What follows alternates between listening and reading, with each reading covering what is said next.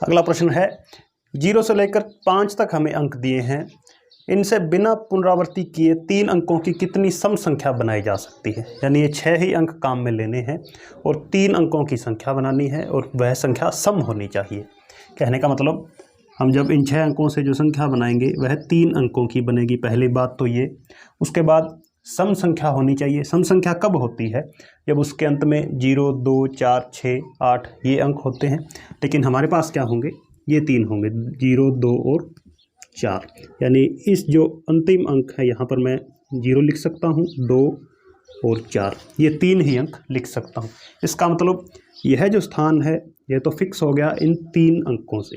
तो मेरे पास कितनी पॉसिबिलिटी हो गई है? 3।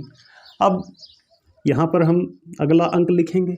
अब जब इन 3 में से कोई एक अंक जब हम यहाँ लिखेंगे सम संख्या बनाने के लिए, तो बाकी कितने अंक और बच जाएंगे? 5। तो यहाँ पर कितनी पॉसिबिलिटी हो गई? 5 हो गई। उसके बाद यानी एक अंक मैंने यहाँ लिख दिया, एक यहाँ लिखूँगा, फिर यहाँ पर कितने अंक लिखे जा सकते हैं? 4। तो कुल कितनी पॉसिबिलिटी होगी मेरे पास? ऐसी कितनी सम संख्याएं बनेगी? 4 5 20 3 60। तो 60 सम संख्याएं बनाई जा सकती हैं इन अंकों की सहायता से। लेकिन एक चीज़ और जो अति महत्वपूर्ण नंबर सिस्टम की होती है कि जब भी 0 दिया होता है तो हमें सावधान हो जाना चाहिए, क्योंकि जब यहाँ पर अंत में मैं 2 लिखूँगा या 4 लिखूँगा तो इसका मतलब 0 इधर आएगा। और जो ये 60 मैंने पॉसिबिलिटीज़ निकाली हैं टोटल, इनमें क्या शामिल है? 0 यहाँ पर भी शामिल है। और जब 0 सबसे आगे आता है उसका मतलब क्या हो जाता है कि वो संख्या 2 ही अंकों की रह जाती है। इसका मतलब इसमें से अभी भी हमें कुछ जो पॉसिबिलिटीज़ हैं वो रिमूव करनी पड़ेगी, हटानी पड़ेगी, या यूँ कहें 0 से हम शुरुआत नहीं कर सकते हैं। तो अब ये चीज़ और देख लेते हैं कि 0 से शुरू होने वाली कितनी सम संख्याएँ बन सकती हैं, वो हम 60 में से माइनस कर देंगे। तो फिर से मैं लिखूँगा कि 3 अंक होंगे।